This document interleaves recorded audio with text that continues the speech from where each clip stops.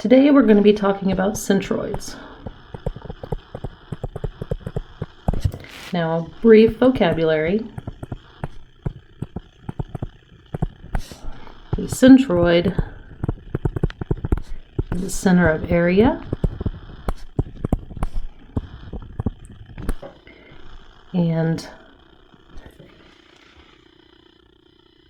center of gravity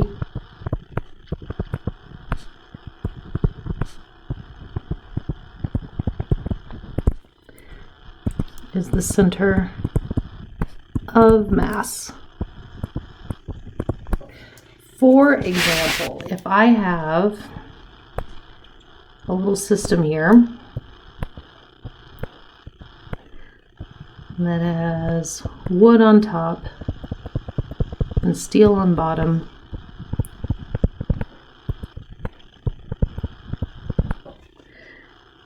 the center of area would be at the mid height here, as well as at the mid width.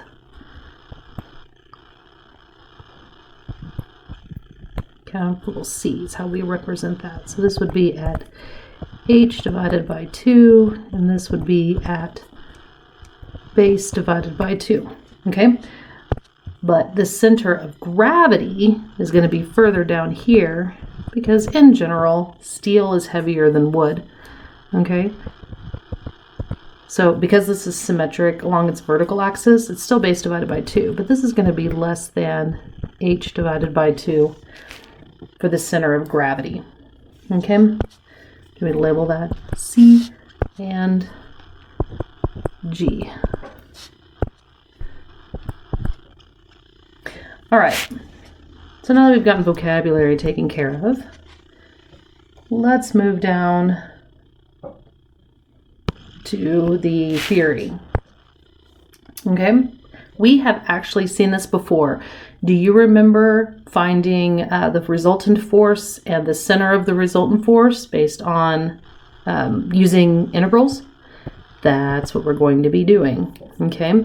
So remember, the force resultant equals the area under the curve, which would also equal the area, and that's going to be the integral of whatever our line is. I guess I should call it yx, right, dx. And then f r x bar. Okay, so that's our weighted average. So that's the integral of yx times x dx. Okay. Now, and then remember, I guess I should finish this thought out, that fr x bar divided by fr, that'll give us our x bar. All right, so that is if we have some sort of system here, some sort of curve, right?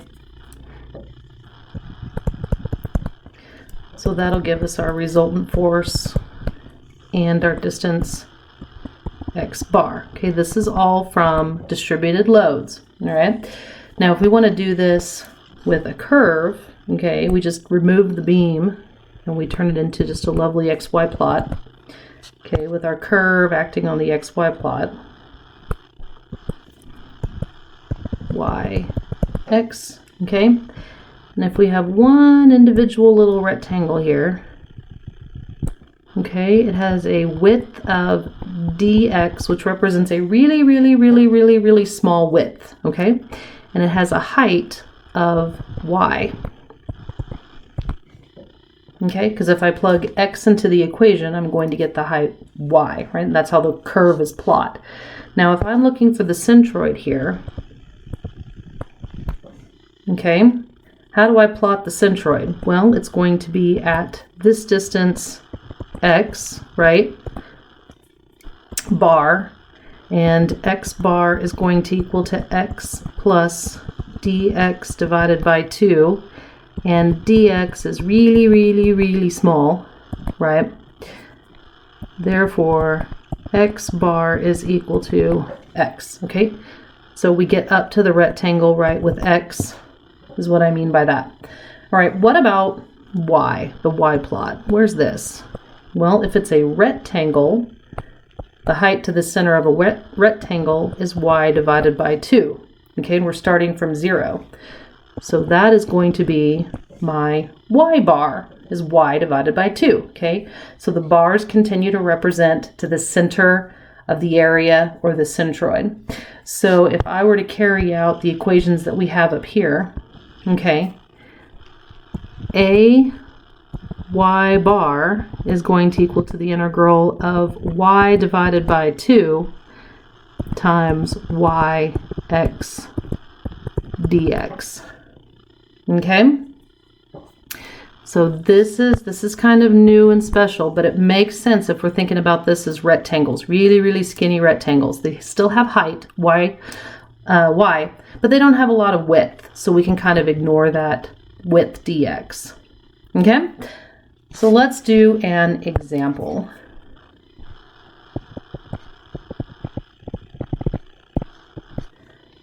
All right, let's say that we are given x and y, and we're going to plot this beautiful curve there. I'm going to shade it in for area, because guess what? We're going to do lines too. Woo! Okay. Now this curve is represented by the equation y is equal to 16x squared minus 4x to the 4th inches. Okay. And it has its peak up here at 16, and it crosses the x-axis at 2. All right. By the way, both axes are in inches. I guess I should put that on there because we are talking about an area. Okay, find the centroid. All right. Solution.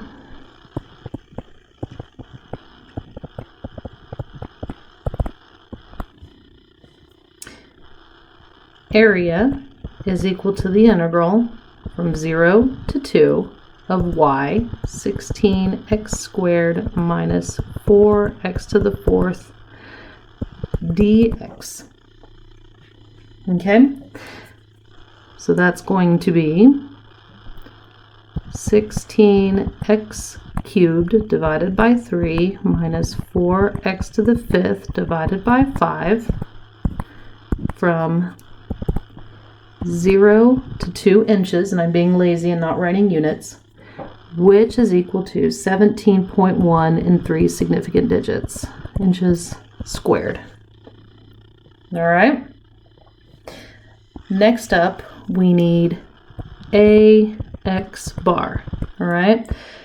And for those of you that like, we have a representative rectangle here that I'm just going to draw arbitrarily in the middle of my beautiful blue curve. Okay, so this is the rectangle that I'm finding the area of by integration, and it has a distance here, x bar, or x tilde, okay, because I'm just looking at one rectangle, not the entire shape. The entire shape would be bar, wouldn't it?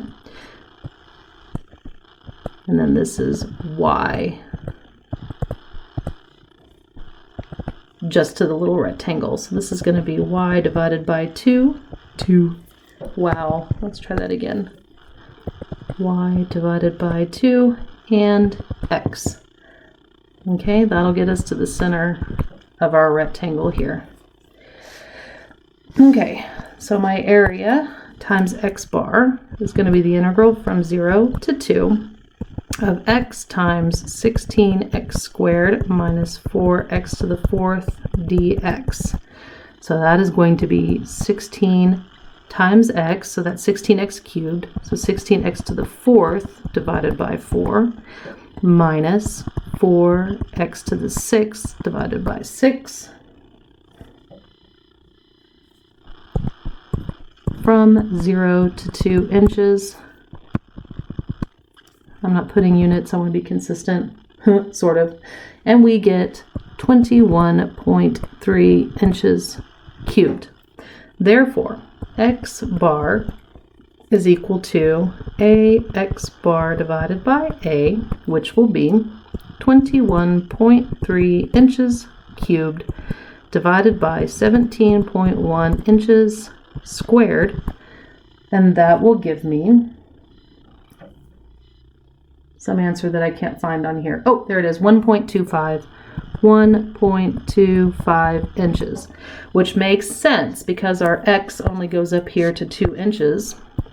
So my x bar should be somewhere between 0 and 2 inches, and it makes sense that it's closer to the 2 side from the way my shape is drawn.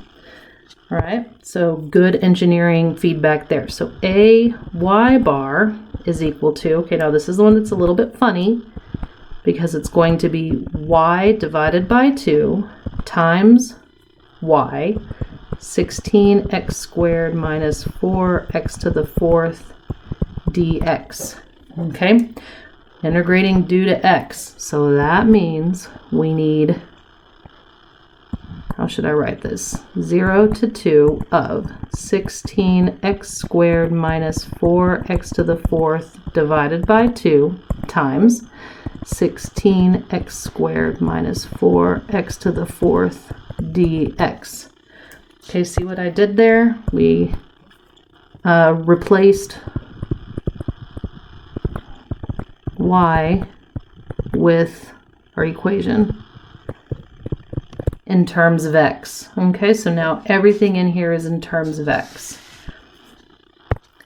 All right, I went ahead and expanded this out, so it now equals the integral from 0 to 2 inches of 128x to the 4th minus 64 x to the 6th plus 8x to the 8th dx.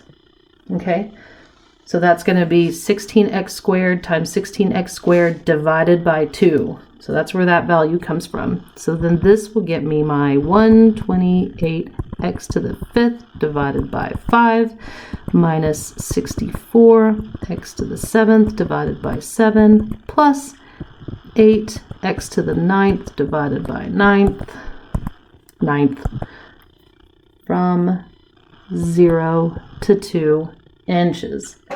That will give me a y bar is equal to 104 inches cubed, meaning y bar, which is a y bar divided by a, will be 104 inches cubed divided by 17.1 inches squared, which will be 6.10 inches. Okay, again, does that make sense? Yes, because it needs to be between 0 and 16, and it looks like it should be closer to the bottom, which it is. Okay, so our centroid is at, what was x again? 1.25 comma 6.10 inches. There is our final answer. Can we draw it on the picture? I can draw it on the picture. Maybe. Did we do it in green?